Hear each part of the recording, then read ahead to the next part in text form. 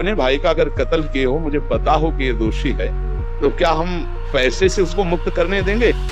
लगेगा कि जान की बाजी लगा देंगे और तुम्हें हम ऐसे ही एक गरीब आदमी की किसी ने हत्या की तो आपका पक्ष बनता है। पर ये ज्ञान कहाँ मिलेगा? बिना अध्यात्म के ज्ञान तो मिलेगा नहीं। ज्ञान तो इस बात का मिला कि कैसे पैसा कमाया जाए। अच्छा, वो पैसा यदि अधर्म से आया है तो आपकी दुर्दशा कर देगा, आपकी बुद्धि भ्रष्ट कर देगा। तो जो बाबा कह रहे हैं कि आज हमारे समाज की बड़ी दुर्दशा हो रही, उसका कारण यही है कि हमें अध्यात्म का ज्ञान नहीं, हमें धर्म का ज्ञान नहीं, और बड़ी बड़ी गलतियां हो जाती है। बिल्कुल पता है आदमी निर्दोष है और हम धन के प्रभाव से उसको दंड दे देते हैं। वो दंडा भगवान जब आपको पलट कर देंगे तो आप सह नहीं पाओगे, उसका परिणाम बहुत बुरा होता है। तो इसलिए समाज को चाहिए अपने अपने कर्तव्य का पालन करते हुए एक नियमावली बना ले।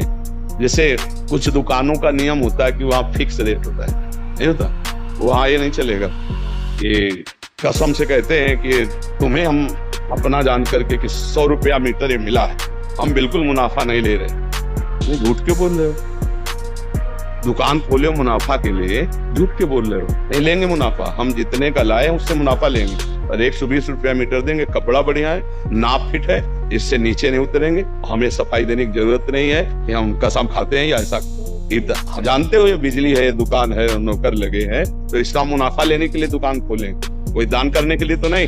तो सबको पता है मुनाफा लेगा, लेकिन एक फिक्स दाम, उससे 10-20 रुपया का मुनाफा लेकर के हम उसको बेच रहे हैं। लेकिन झूठ क्यों बोले?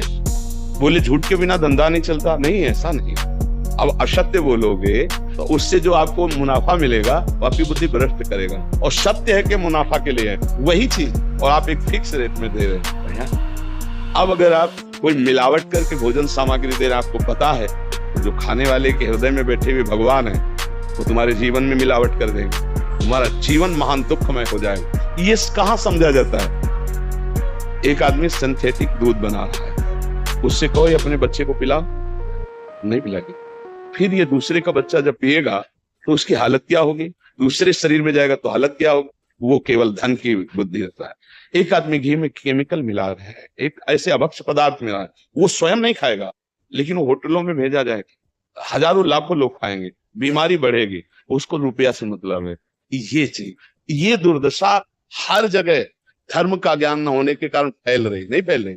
एक मरीज बीमार है, असली दवाओं में पैसे ज्यादा है, नकली दवा लेकर के असली के दाम में बेच देना, उसको बिल्कुल फायदा ना होना।